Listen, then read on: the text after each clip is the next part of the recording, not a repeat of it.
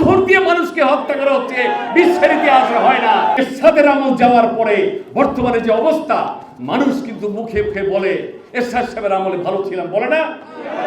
চাল ডাল লবণ 10 টাকা দরে চাল ছিল, আজকে কিন্তু এখন।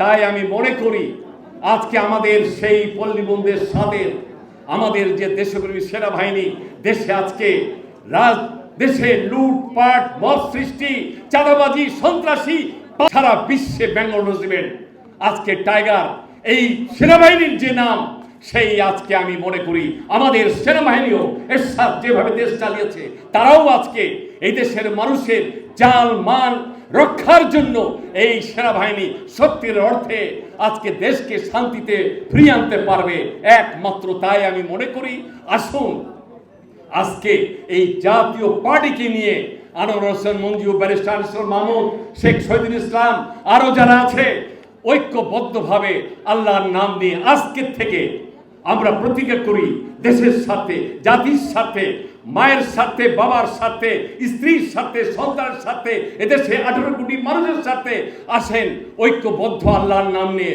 এরশাদের ওই কবরে, পল্লী নিবাসে বসে আছে, সেই তার কবরে আজকে আমরা এইখান থেকে দোয়া করি আল্লাহ তাকে জান্নাতুল ফেরদৌস করুক। সবাই বলেন আমিন।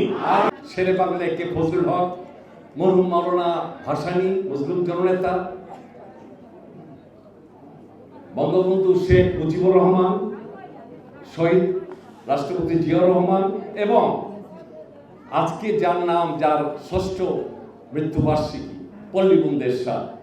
বাংলাদেশের আকাশ বাতাস চাঁদ সূর্য যতদিন থাকবে, এনাদের পরের কাতারের নেতা এরশাদ একটি ইতিহাস, একজন সৈনিক থেকে এসে, সেনাবাহিনীর থেকে এসে এই দেশের জন্য যা করেছেন, বিশ্বের ইতিহাসে চিরদিন স্বর্ণাক্ষর লেখা থাকবে। কথা কি ঠিক?